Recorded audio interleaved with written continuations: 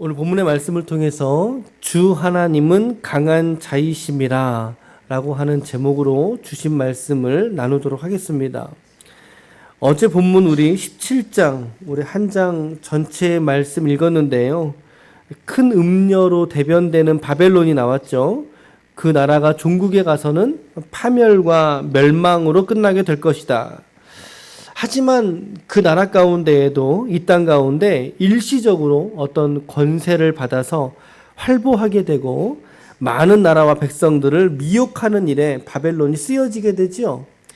미혹에서 끝나지 않고 박해하고 그 음녀의 손에 들려진 금잔 속에 무엇이 담겨져 있다고 그랬습니까? 어저께 말씀에?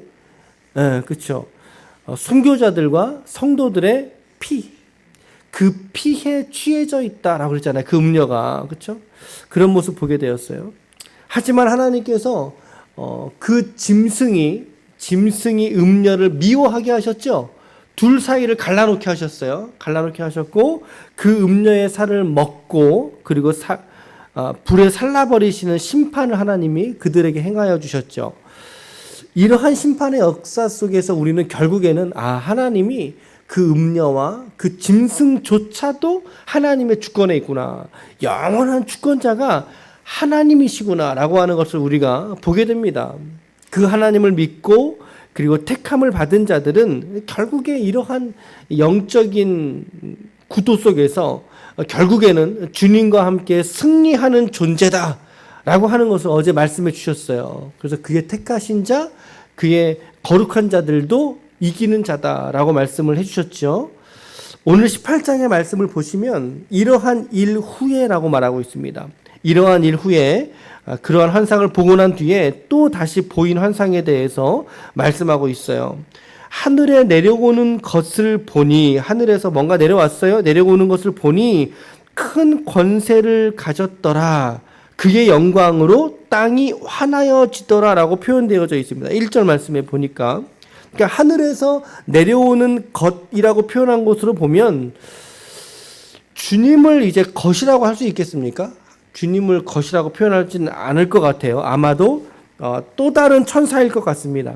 그런데 하나님께서 그에게도 큰 권세를 주셨고 그에게 영광을 비추셔서 그 빛이 세상에 되비치게 하셨던 모양인 것 같아요.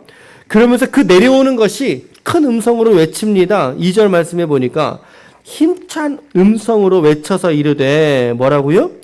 무너졌도다, 무너졌도다 이렇게 외친다는 거죠. 무너졌다, 무너졌다. 큰 성 바벨론이여, 귀신의 처소와 각종 더러운 영이 모이는 곳과 각종 더럽고 가증한 새들이 모이는 곳이 되었도다. 심판받았다는 뜻입니다.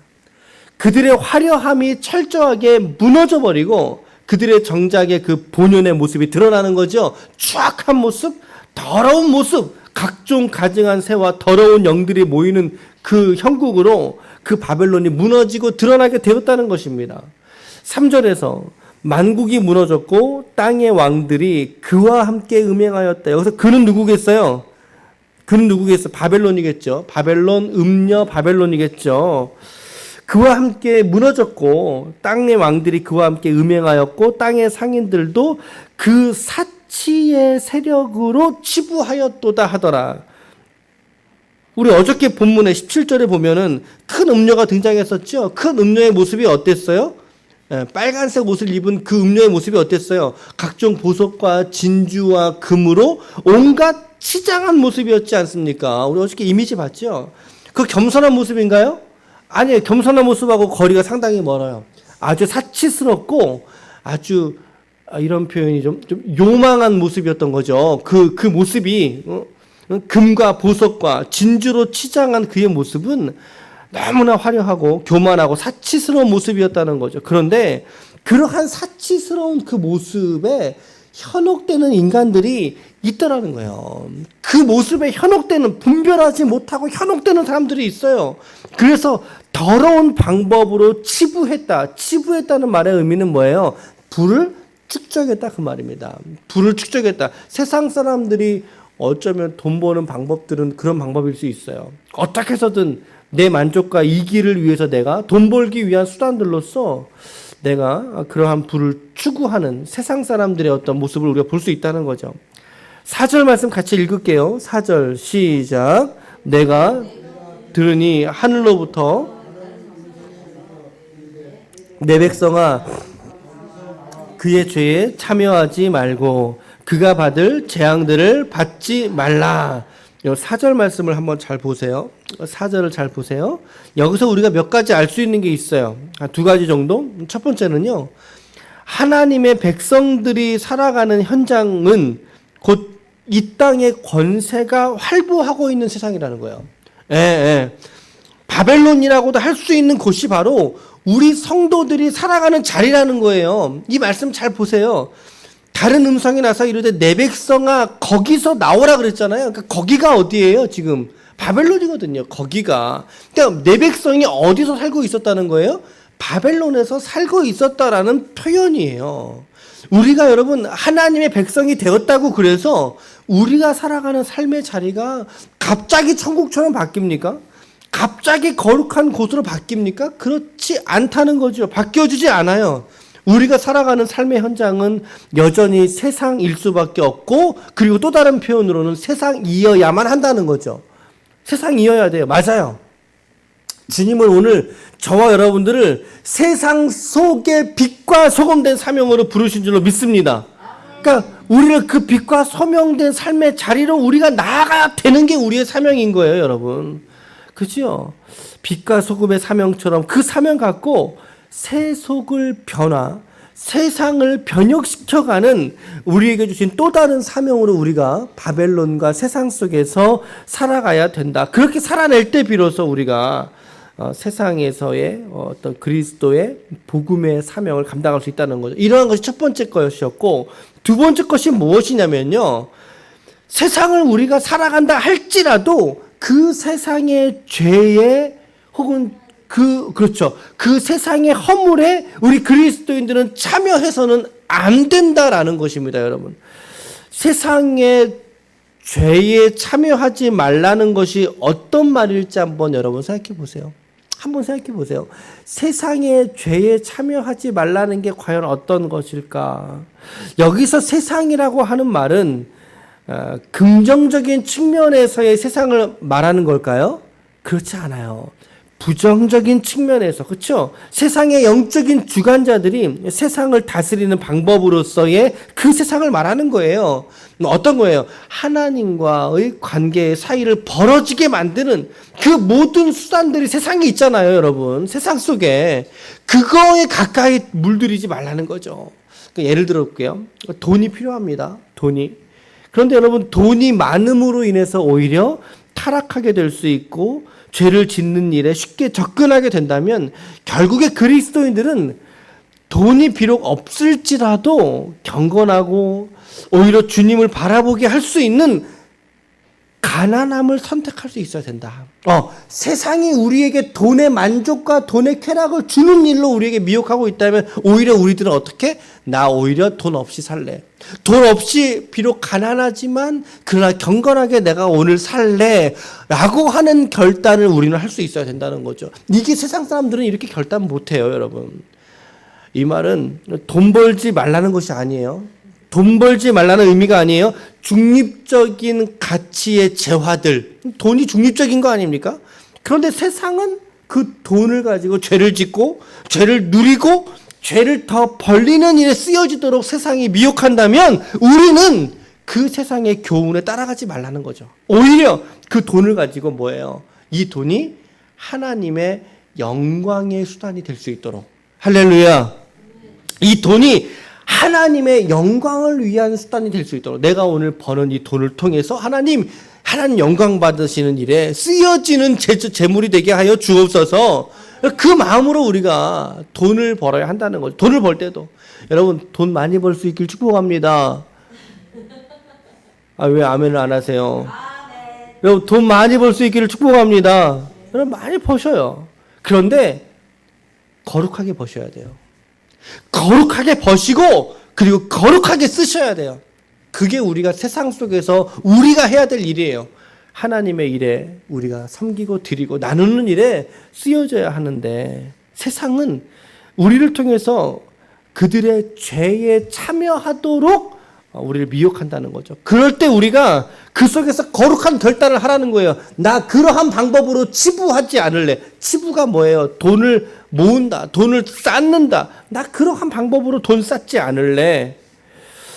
그렇게 우리가 결연하게 우리의 영혼을 담대케 할 수 있어야 된다는 거죠. 그래서 그가 받을 재앙을 동일하게 받지 말라. 세상이 받을 재앙. 이거 돈만의 문제는 아니에요, 사실은. 제가 뭐 잠깐 돈에 대해서 이야기한 거지만 우리의 생각도 마찬가지죠. 우리의 관계도 마찬가지죠. 여러분들의 신앙을 자꾸만 떨어뜨리게 하는 관계가 있습니까? 그러한 습관이 있습니까? 그러한 행동과 마음의 태도가 있습니까? 그거 하나하나에 이르기까지 우리의 신앙에 흠이 되고 죄가 되는 일에 우리 성도들은 분별하고 그 죄에 오늘 본문의 말씀은 분명히 참여하지 말라라고 하신다라는 거죠. 오늘 우리 모든 예배자들이 이 진리에 깨어서 여러분들의 삶을 돌아보고 혹여라도 내가 나의 어떠한 습관과 나의 죄가 하나님과 나 사이를 멀게 하는 것은 없을까라고 하는 것을 우리 스스로 점검할 수 있기를 축복합니다. 오늘 말씀이 지금 그거를 요청하고 있는 거예요. 그들이 받을 재앙에 함께 거기 있지 말아라. 거기서 나와라. 그들의 재앙에 너희가 참여하지 말어. 라고 오늘 우리에게 말씀하고 있다는 거죠. 오늘 들을 귀 있는 자가 들을 수 있기를 축복합니다. 하나님은 행하시는 대로 갚으시는 공의의 하나님이시기 때문인 거죠. 그게 5절에서 8절까지의 이야기입니다. 5절에서 8절. 그의 죄가 하늘에 사무쳤다. 그리고 하나님은 그의 불의한 일을 기억하신다. 그의 행위대로 갚으시는데 어떻게 몇 배로 갚으세요? 그죠? 갑절은 몇 배예요? 2배죠, 2배. 여기서 말하는 건요, 최소치를 말하는 겁니다. 최소치를. 딱 2배, 최소 2배를 말할까요? 그러지 않은, 최소한 2배, 하나님의 이 더 배나 갚으시는, 섞은 잔에, 갑절이나 섞어서 그에게 주시겠다. 섞은 잔에 뭐가 들었다 그랬어요? 갑절이나 뭐가 들어있겠어요? 피. 그죠? 어제 말씀에 금잔에 들어있던 게 취한 피였잖아요. 그렇죠? 하나님이 그 피를 그들에게 갚으시겠다는 거예요, 여러분. 순교자들의 피가 담겨진 잔이라고 하면서 하나님이 그 피의 값을 이제는 바벨론에게 갑절이나 갚으시겠다. 철저한 심판을 하시겠다.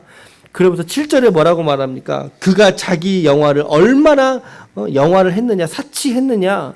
나는 여왕으로 앉은 자이고 과부가 아니고 결단코 애통함을 나는 당하지 않으리라. 이거 얼마나 교만한 모습입니까?